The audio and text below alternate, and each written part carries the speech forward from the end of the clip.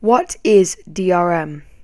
Hi, Alex from H3 Games here, and today I'm going to answer a confusing question. What is DRM? Well, DRM is short for Digital Rights Management and is a concept created and used by companies to protect their intellectual properties, IPs, from being pirated. What does DRM do? DRM is in place because of piracy. It prohibits users from accessing and playing developer content by only allowing them to access said content using an online connection and a secure video game provider that is able to show proof of purchase, for instance Steam, Origin, and Windows Live. What I often find puzzling is how far a developer is willing to go to protect his intellectual property by forcing multiple sources of DRM to be open in order to be able to play a certain game. A good example of this is Fable 3. Not an amazing example, but a good one. When Fable 3 came out, to run it, you had to have Steam and games for Windows Live open in order to run the game. The only person this is hurting is the consumer.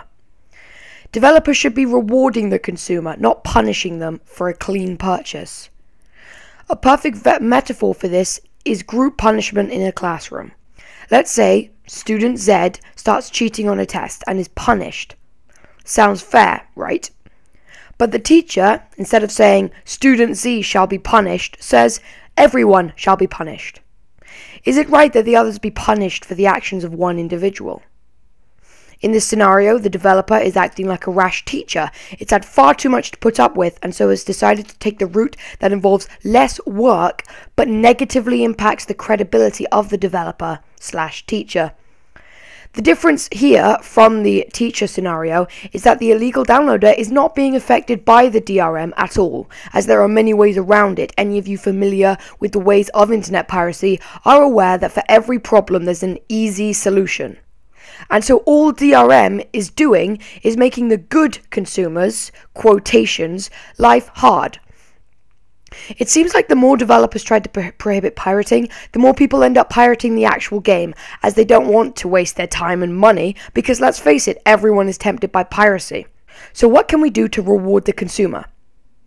One DRM program. If I buy a game on Steam, I want to be able to play it on Steam. If a pirate wants to pirate your game, there is nothing you can do to stop it. Close down the website, pirate will create another one.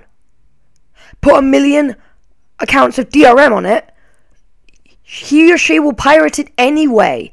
DRM does not help in the slightest with pirating. All it does is creates a negative environment between the developer and the consumer, and so many consumers will not trust the developer on future games as they don't want to go through the hassle of opening multiple accounts of DRM to be able to run one game.